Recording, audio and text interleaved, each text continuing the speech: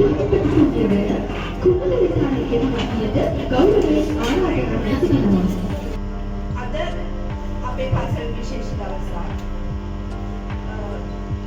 ඔයගලන්ට අලුත් අත්දැකීමක් ලැබෙන ගණිත කඳවුරක්. ඊට පෙර මම හිතන්නේ අපේ පාසලේ ගණිත කඳවුරක් පවත්වලා නැහැ. ඒත් අපේ පාසලේ ගණිත කඳවුරක් පැවැත්වීමට ප්‍රතිපාදන ලැබිලා තියෙන අවස්ථාවේ මම කිව්වා අපේ ඉන්දියානු මිනිස්ටර් විශේෂයෙන්ම ගණිත කඳවුර අනිවාර්යයෙන්ම තියන්න ඕන කියලා. ගණිතය කියන්නේ දරුවනේ අපිට සියලුම රාජකාරී වලට අවශ්‍යතාව දක්වන සංකල්පය. මෙවැනි ගණිත කඳවුරු තුලින් දරුවන්ගේ ගණිත සංකල්ප වර්ධනය කිරීම හා ගණිතයට ඇති ආසාව වැඩි කිරීම නැත්නම් කැමැත්ත වැඩි කිරීමට අවස්ථාව උදා වෙනවා. එවැනි අවස්ථාවකට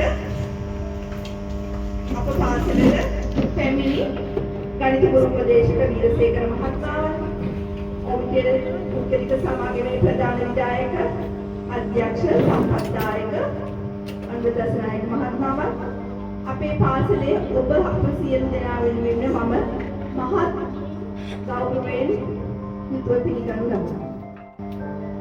මෙවැනි උදාරතර සංකල්පයක් පෙරදරි කරගෙන පවත්වන උත්සවයේදී ඔයගලන්ට ගණිත සංකල්ප ගැන මෙතුවක් කාලයකට තිබිච්ච බිය හා අකමැත්ත දුරු වෙයි කියලා මම හිතනවා. ඒ වගේම එවැනි සංකල්ප වැඩි වැඩියෙන් නැවත නැවත කිරීමට ආසාව ඇති වෙයි කියලා මම බලාපොරොත්තු වෙනවා. එවැනි ලස්සන දිනයක් උදා වෙන කියලා ප්‍රාර්ථනා කරමින් මම හිතන්නේ ස්තුතියි. අපේ පාසලේ සිසු සිසුවියන් ඉදිරිපත් කරන ගණිත ගීත ශ්‍රවණය කිරීමයි අප මේ සූදානම් වෙන්නේ.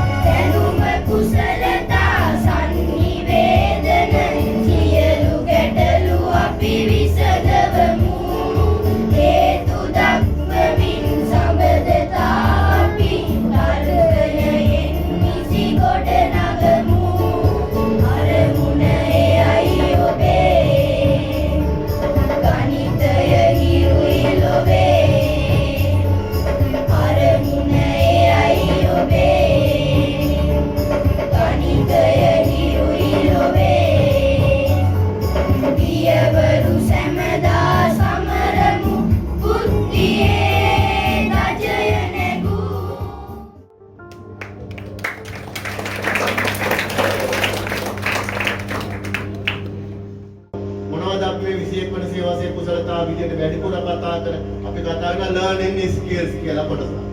ඉගෙනුම් කුසලතා. ඉතින් මේ ඉගෙනුම් කුසලතා යටතේ අපි කතා කරනවා දරුවන්ගේ ක්‍රියේටිවිටි ගැන, නිර්මාණශීලී බව. දැන් ඔයාලා මේ ක්‍රියාවලිය යෙදෙනකොට මොනතරම් නිර්මාණශීලී වෙන්නේ නැද්ද කියලා හිතලා බලන්න. දැන් මේ පහන අපි සරලව ගත්තොත් මගේ ඇහැට පෙනෙන ආසන්නම දේ තමයි මේ පහන. මේක ඇතුලේ ගණිත සංකල්ප විශාල විදියට යොදාගෙන නේද? හරි නිර්මාණශීලීව මේක හදලා තියෙනවා. ඊළඟට අපි කතා කරන ක්‍රිටිකල් තින්කින්, විවේචනාත්මක චින්තනය. දැන් මේ පහන හදනකොට විවිධ අදහස් එන්නේ නැති. ඔක ඊට වඩා මෙහෙම හොඳ, අපි මෙහෙම කරමු.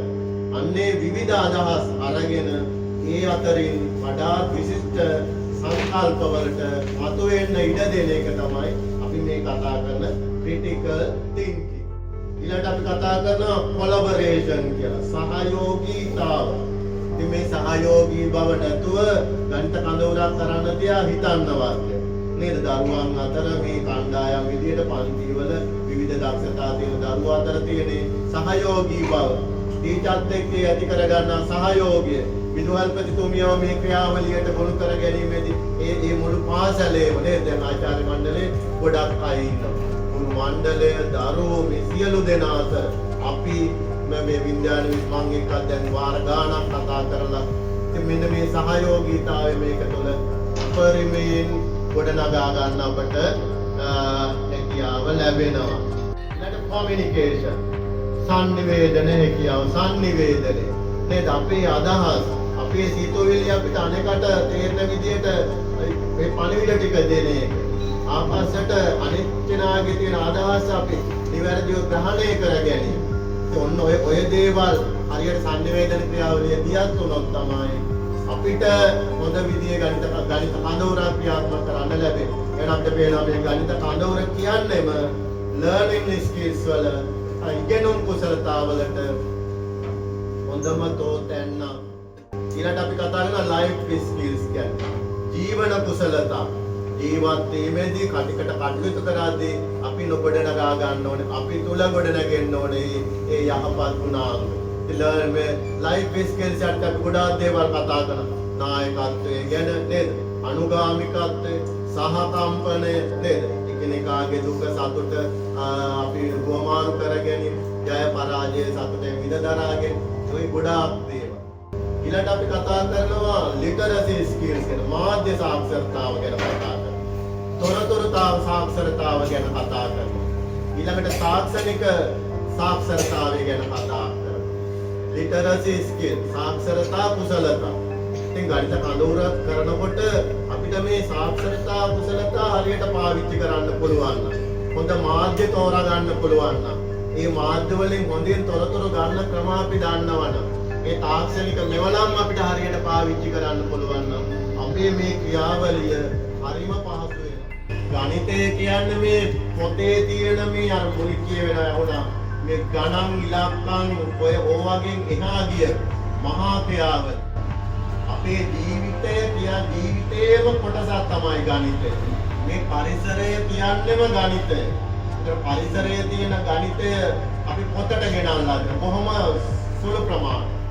හැම දෙයක් ඇතුළෙම ගණිතයේ තියෙන. අපි හදාරන හැම විෂයක් ඇතුළෙම ගණිතයේ තියෙන.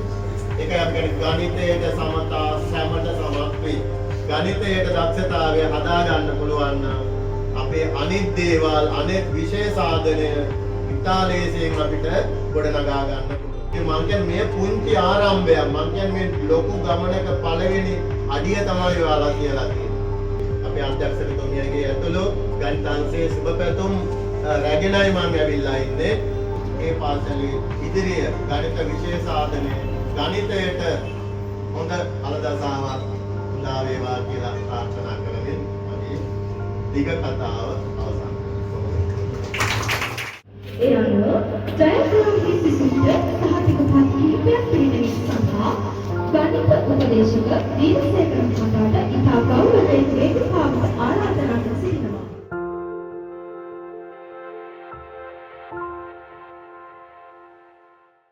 ඊළඟට සහතික පත් පිළිගැනීම සඳහා ඖද්දතර තුර්කික සමාගමේ ප්‍රධාන විධායක අධ්‍යක්ෂක අනුර දසනායක මහතාට ගෞරවයෙන් ආරාධනා කර සිටිනවා.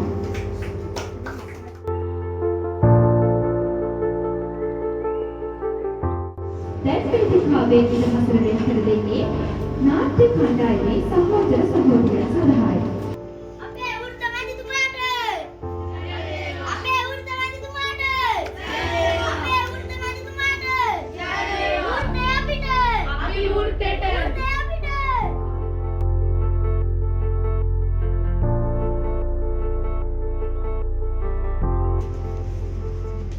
හරි දැන් ඉතින් ඔයාලම තීරණය කරන්නකෝ ගණිත ලන්තයේ පැවැත්වෙන මනාප තරගයේ කාවද දිනවන්නේ කියලා. මෙතෙක් වෙලා අප සමග සහභාගී වෙලා හිටපු ඔබ සමට බොහොම ස්තුතියි.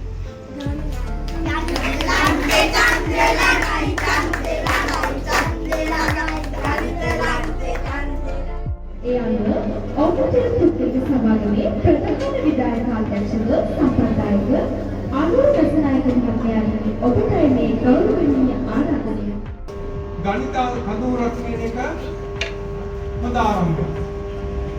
හැබැයි ඒක එතනින් නවතින්න බෑ. ඉතින් ඉදිරියට අපි ඒක අරගෙන යන්න ඕනේ.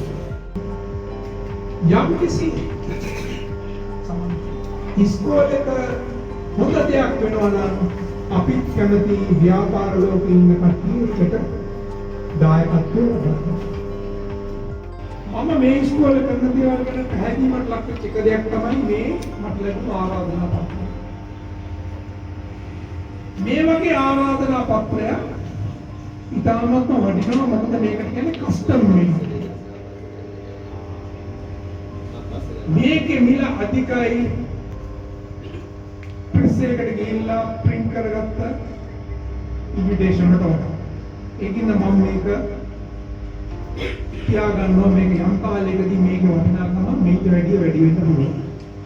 ඒක ගැන මම මේ ඉස්කෝලේ සෑම දිනකටම ප්‍රශංසා කරනවා. මෙතෙන් ආවන් පස්සේ මම තවත් සිද්ධාර්ථ දෙයක් තමයි මේ පොතේ පහන. ඉතාමත්ම සරල අන්දමට නවීනත්වය අපිට කරපු දෙයක්. අනිත් තව කාරණයක් තමයි ඉගෙනීමට විශේෂයෙන්ම ගණිතය ඉගෙනීමට වැදගත් ඉවහල් වෙන ක්‍රීඩා. ගණිතයට උපකාර වෙන ක්‍රීඩාවක් පිටින් හොයන්න තියෙනවා චෙස් ක්‍රීඩාව. ඒකේ ආරම්භයක් හැටියට මම අද මේ ඉස්කෝලේට චෙස් බෝඩ් එක පිළිගන්නවා.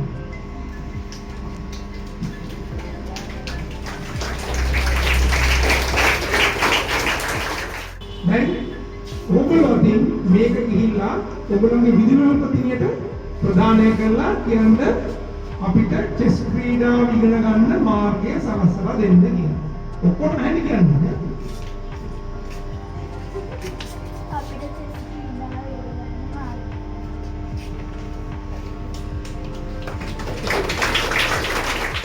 මෙතනින් යන මම කතා කරන්න බලාපොරොත්තු වෙන්නේ නැහැ. නමුත් මෙතනින් පස්සේ දැන් අපි පොඩි ක්‍රියාකාරකමක් කරලා පෙන්නනවා මේ ගණිතයේ තියෙන සුන්දරභාවය පෙන්වන්න.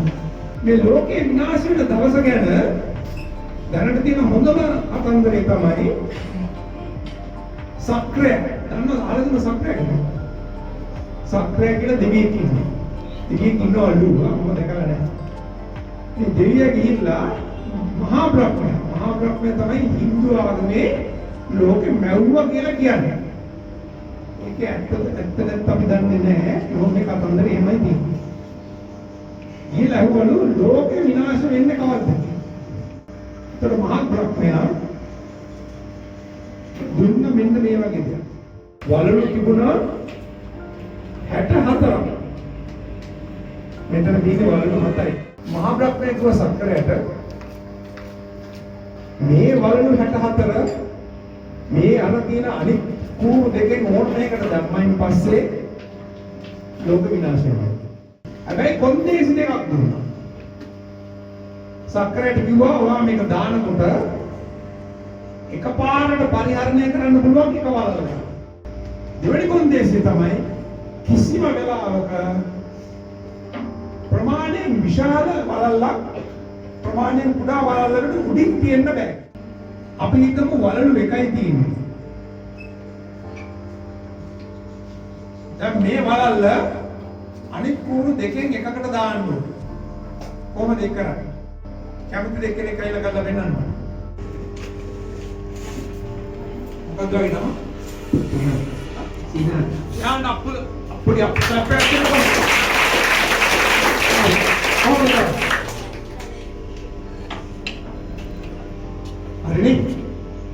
හරි thank you. පොඩි කප්පයක් දෙන්නයි බා.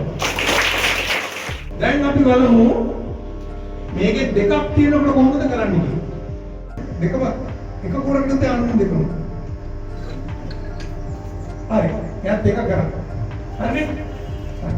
තුනක් තියෙනකොට කොහොමද කරන්නේ? වාගේ නම මොකද්ද? අනුෂ්කට ක්ලැප් එකක්. ඔක්කොම ටික එකකට දාන්න. මේකේ තිබුණේ මේකේ තියෙනවා ටික මේ දෙකෙන් එකකට ඔක්කොම ටික දාන්න එකකට.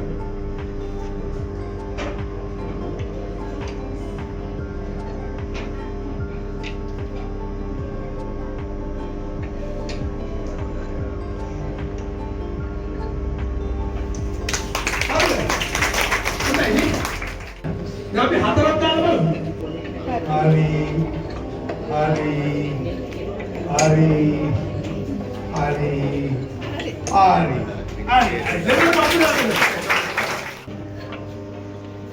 වාර ගාන කීයද? එකක් තියෙනවනේ වාර ගාන කීයද? එකයි. හරි. දැන් මෙතන ඔයගොල්ලෝ මේක හයියෙන් ගණන් කරන්න ඕනේ. හරි? කො? 1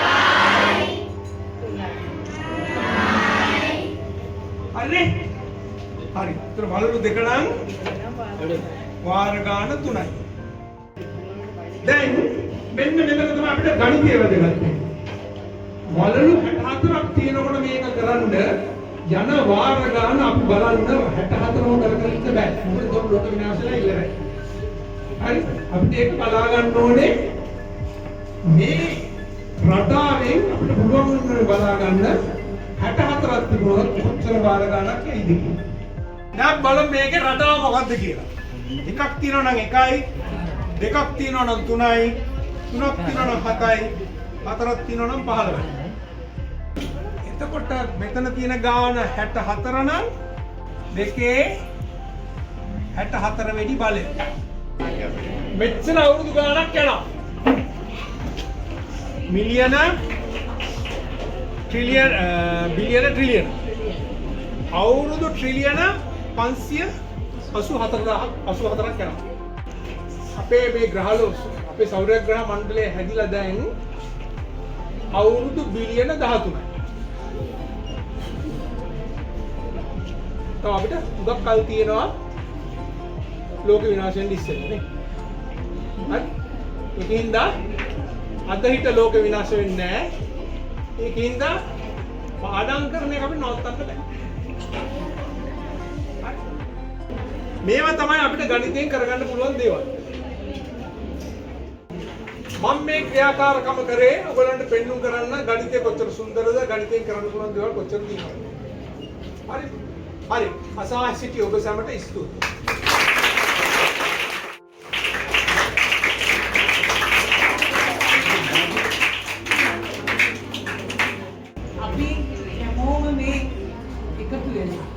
මේ ගණිත කඳවුරක් කරන්නේ මේ ගණිතයේද ගොඩක් අය ආසයි ඒ වගේම ආස නැති අය තියෙනවා. එතකොට ක්‍රියාකාරකම් අපිට පංචකාන්දරයේ කෙරෙන්නේ නැති නිසා බොහොම අඩු නිසා ගණිතයේ ක්‍රියාකාරකම් සියල්ල උණුවන් උපරිමයෙන් අද හවස් වරුවේ අපි කරනවා ඒකාම අංගයක්. එතකොට මම හිතනවා පුතාලට ඔය නීරසයි කියලා හිතන එකත් ගණිතයේ යම් හෝ ඇල්මක් ඇති වෙයි කියලා ඒක තමයි අපේ පළවෙනි අදහස. ඉතින් මේක ඇත්තටම නිමාවක් නෙවෙයි. හවස් වරුවේ තමයි ඉතාමත් ක්‍රියාකාරීව අපි මේ වැඩ සටහන ප්‍රායෝගිකව කරන්නේ. ඉතින් සියලු දෙනාට ස්තුතිවන්ත මගේ ස්තුති කතාව මෙන්න අවසන් කරනවා. අසවාසිතිය ඔබ සැමට